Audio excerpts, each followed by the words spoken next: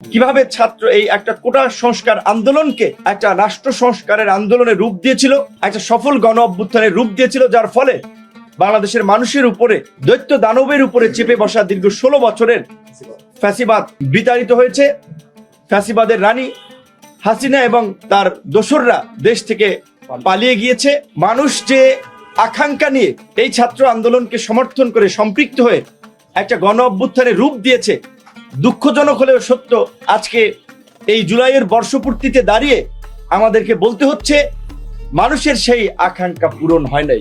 মানুষ প্রচন্ড রকমের ক্ষুব্ধ এবং হতাশ হচ্ছে।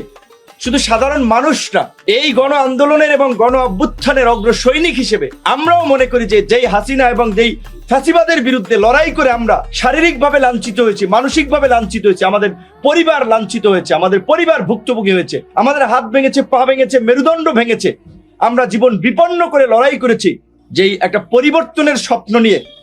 সেই পরিবর্তনটা আমরা গত 1 বছরে খুব বেশি দেখি নাই। বরঞ্চ আন্দোলনের নেতৃত্বে থেকেও কিংবা সরকারের থেকেও অনেকেই জন আকাঙ্ক্ষার বিপরীত কর্মকাণ্ডে লিপ্ত হয়েছেন। যে সমস্ত কর্মকাণ্ড প্রকারান্তি মানুষের সাথে প্রতারণার সামিল। আজকে মানুষ বলছে যেই পরিবর্তন আমরা চেয়েছিলাম, যেই দৈত্য দানব থেকে আমরা মুক্তি পেয়েছিলাম, যেই রাজনৈতিক অপসংস্কৃতির আমরা পরিবর্তন চেয়েছিলাম, আজকে আমরা সেটি দেখতে পাচ্ছি না।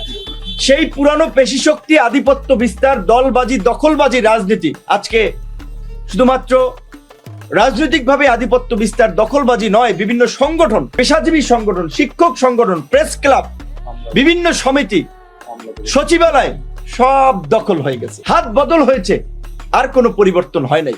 যার ফলে আজকে আইনের শাসনের অবনতি হচ্ছে, আইন শৃঙ্খলা পরিস্থিতির অবনতি হচ্ছে, মানুষের মধ্যে শঙ্কা তৈরি হচ্ছে।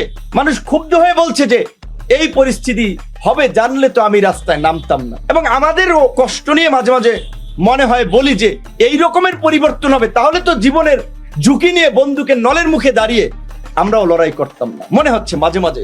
কিন্তু তারপরে আবার নিজের সেই ভাবনাকে ঘুরিয়ে ফেলি যে যোদ্ধা তো কখনো হারতে জানে না, তারা তো কখনো হারে না, বিপ্লবের কখনো মৃত্যু হয় না। কাজেই আমরা যেই বিপ্লব শুরু করেছি সেই বিপ্লবকে সমাপ্ত না করে আমাদের হতাশ হলে চলবে না। তাই আমরা বলেছি যে আমরা হতাশাবাদী লোক নই, আমরা আশাবাদী। মানুষের যে আকাঙ্ক্ষা ছিল পরিবর্তনের, সেই পরিবর্তন আমরা করতে চাই। যেই কারণেই আমাদের যখন হতাশা তৈরি হবে, আমাদের যখন ক্ষোভ তৈরি হবে, তখনই এই জুলাইকে আমাদেরকে সামনে নিয়ে আসতে হবে। যেই কারণে আমরা জাতীয় ঐক্যমত্য কমিশনের মিটিং আপনারা শুনেছেন, আমরা বারবার বলেছি অনতিবিলম্বে এই জুলাই মাসেই এই জুলাই সনদ কিংবা জাতীয় সনদ, যেই নামে অভিহিত করা হোক না কেন, এই জাতীয় সনদের ঘোষণা করতে হবে।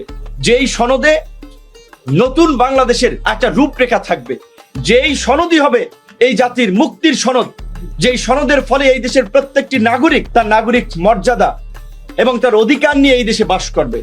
কোনো মানুষকে তার অধিকারের প্রশ্নে নির্যাতন নিপীড়নের শিকার হতে হবে না।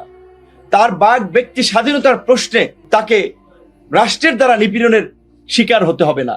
এবং যেই গণতান্ত্রিক আকাঙ্ক্ষা এবং পরিবর্তনের স্বপ্ন নিয়ে আমরা লড়াইটা করেছি, সেই গণতান্ত্রিক পরিবেশ নিশ্চিত করার জন্য রাজনৈতিক সংস্কৃতির পরিবর্তন দরকার। যারা অপরাজনীতি করছে, দলবাজি, দখলবাজি, চাঁদাবাজি, টেন্ডারবাজি, পেশি শক্তি এবং আধিপত্য বিস্তারের রাজনীতি, এখন পর্যন্ত নির্বাচন হয় নাই, কোনো দল ক্ষমতা আসে নাই, কিন্তু সারা দেশের তৃণমূলে যান, জেলা উপজেলা বিভিন্ন জায়গায় দেখবেন কোনো জায়গায় বিভিন্ন দলের আধিপত্য, যে মনে হচ্ছে যে এই এলাকার তারাই হর্তাকর্তা, এই এলাকার তারাই রাজা, বাকিরা প্রজা। এই রকমের আলাপ আলোচনা হচ্ছে, পরিস্থিতি তো আমরা দেখতে পাচ্ছি। এবং সবচেয়ে নির্মম ঘটনা হচ্ছে, যেই ফ্যাসিবাদের বিরুদ্ধে আমরা লড়াই করেছি, সেই ফ্যাসিবাদকে এখন বিভিন্ন দল গোষ্ঠী পৃষ্ঠপোষকতা করছে, রাজনৈতিক স্বার্থে পুনর্বাসন করছে। সেই কারণেই আমাদের এই 11 দিন ব্যাপী কর্মসূচি, আপনারা দেখেছেন যে কর্মসূচির লিগাসি এবং কর্মসূচির লক্ষ্য। আমাদের প্রথম কর্মসূচি, প্রথম দিন, জুলাইয়ের প্রথম দিন, কোটা সংস্কার থেকে রাষ্ট্র সংস্কার আলোচনা সভা। যেই কোটা সংস্কার থেকে আমরা রাষ্ট্র সংস্কারে আন্দোলন থেকে শুরু করে রাজনীতি এবং সর্বশেষ গণ অভ্যুত্থানের মাধ্যমে ফ্যাসিবাদকে বিতাড়িত করেছি, আমাদের সেই কাঙ্ক্ষিত স্বপ্নের সোনার বাংলা, নতুন বাংলাদেশ আমরা গড়বই, যতই প্রতিবন্ধকতা আমাদের সামনে আসুক। আমরা 16ই জুলাই, যেদিন আবু সাইদ আমাদের অনেকেই শহীদ হয়েছেন, তাদের প্রত্যেকের প্রতি আমাদের সম্মান, শ্রদ্ধা আল্লাহ পাক তাদেরকে বেহেশত নসিব করুক, যার যার ধর্ম অনুযায়ী তাদের উপরে শান্তি বর্ষিত করুক, আমরা দোয়া করি। কিন্তু এটা ভুলে গেলে চলবে না। কিছু ঘটনা আইকনিক, সিম্বলিক, আমাদেরকে ইন্সপিরেশন দেয়। আবু সাঈদের মৃত্যু ছিল আমাদের সমগ্র জাতির মধ্যে একটা স্পিরিটের জায়গা। সেই যে জুলাই শহীদ দিবস ঘোষণা করা হয়েছে 16 জুলাই, সেদিন আমরা জেলায় জেলায় কর্মসূচি দিয়েছি আমাদের নেতা কর্মী সহ সারা দেশের মানুষকে রিভাইভ করার জন্য, তাদেরকে পুনর্জীবিত করার জন্য, এই চেতনার পুনর্জাগরণ ঘটানোর জন্য। আমরা 25 জুলাই উপজেলা পর্যায়ে আমরা দোয়া এবং আলোচনা সভা কর্মসূচি দিয়েছি, যেন আমরা সর্বস্তরের মানুষের মাঝে এই জুলাইয়ের স্পিরিটকে, জুলাইয়ের আত্মত্যাগ এবং এই যে নিঃস্বার্থ মানুষ, যারা কোনো রাজনৈতিক দলের কর্মী ছিল না, যারা পথ শিশু ছিল, যারা গার্মেন্টস কর্মী ছিল, বাসের হেল্পার ছিল, যারা ফুটপাতের হকার ছিল, এই সমস্ত সাধারণ মানুষ যে জীবন দিয়েছে কাউকে এমপি বানানোর জন্য, নেতা বানানোর জন্য, এলাকায় কারো আধিপত্য বিস্তারের জন্য তারা জীবন দেন নাই, সেইটা আমরা মানুষকে স্মরণ করিয়ে দিতে চাই। এবং 1 আগস্ট যে আমরা জাতীয় ঐক্য এবং সংহতি সমাবেশের ডাক দিয়েছি, এই সমাবেশ হবে আমাদের আরেকটি অনুপ্রেরণার জায়গা। 52 ভাষা আন্দোলন থেকে শুরু করে মুক্তিযুদ্ধ, 90-এর স্বৈরাচার বিরোধী আন্দোলন সবসময় আমাদেরকে অনুপ্রেরণা দিয়েছে। এই গণ অভ্যুত্থানেও সেই ঐতিহাসিক শহীদ মিনারে, যেখানে বিভিন্ন রাজনৈতিক দল মত পথের মানুষেরা থাকবে। এবং যেহেতু আমাদের আন্দোলনের ফলে একটা সরকার গঠিত হয়েছে, কেউ কেউ বলেছে 8ই আগস্ট এই সরকার গঠনের মধ্যে দিয়ে কার্যত আমাদের এই বিপ্লব বেহাত বিপ্লবে পরিণত হয়েছে। সেই বেহাত বিপ্লব নাকি কার্যকর বিপ্লব, আমরা সেটার একটা মূল্যায়ন সভা করতে চাই।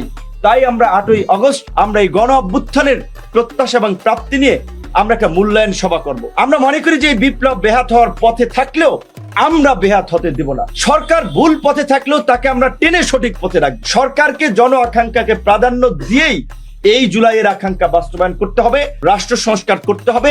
এবং যেই গণতন্ত্রের জন্য, ভোটের জন্য আমরা লড়াই সংগ্রাম করেছি, রাষ্ট্র সংস্কার, একটা নির্বাচনের জন্য নিরপেক্ষ পরিবেশ, লেভেল প্লেইং ফিল্ড, সহিষ্ণু রাজনীতির পরিবেশ তৈরি করেই তাদেরকে একটা নির্বাচনের দিকে যেতে হবে, যেন মানুষ নির্বিঘ্নে ভোট দিয়ে তাদের পছন্দের জনপ্রতিনিধি বাছাই করতে পারে। একই সাথে সরকারকে আমরা আজকের এই দিনেও আমরা স্মরণ করে দিতে চাই, মনে করে দিতে চাই, 1 বছর হতে চলছে সরকারের উন্নয়নের কেন্দ্রবিন্দু, সরকারের শাসন ব্যবস্থার কে সুশাসন নিশ্চিত করার জন্য যেই প্রতিষ্ঠানটি সবচেয়ে বেশি ভূমিকা পালন করে সেটি হচ্ছে আমাদের স্থানীয় সরকার। আজকে 1 বছর ধরে স্থানীয় সরকারের কোনো জনপ্রতিনিধি নাই। জাতীয় নির্বাচনের আমরা একটা রোড ম্যাপ সম্ভাব্য তারিখ আমরা জানতে পেয়েছি, এখন পর্যন্ত স্থানীয় সরকার নিয়ে সরকারের কোনো ভাবনা নাই। স্থানীয় সরকার চলছে না, জনগণ ভোগান্তির শিকার হচ্ছে, প্রতিষ্ঠানগুলোতে বিশৃঙ্খলা দেখা দিচ্ছে। কাজেই অন্তত জাতীয় নির্বাচনের পাশাপাশি স্থানীয় নির্বাচনের একটা রোড ম্যাপ সরকারের থাকা উচিত। আমরা আশা করি এই জুলাই সনদ কিংবা জাতীয় সনদ ঘোষণার পাশাপাশি এই যে তৃণমূলের মানুষকে সেবা দেওয়ার যে প্রতিষ্ঠান স্থানীয় সরকার, এই স্থানীয় নির্বাচনের বিষয়েও সরকার একটা দিক নির্দেশনা আমাদের সামনে উপস্থাপন করবে। আপনাদের সকলকে এই জুলাই কর্মসূচিতে অংশগ্রহণের আহ্বান জানিয়ে, প্রচারণার আহ্বান জানিয়ে, প্রত্যেকের জায়গা থেকে ভূমিকা রাখার আহ্বান জানিয়ে আজকের মতো সংবাদ সম্মেলন শেষ করছি। ASBD 24 সত্য প্রকাশে প্রতিশ্রুতিবদ্ধ। চ্যানেলটি সাবস্ক্রাইব করুন।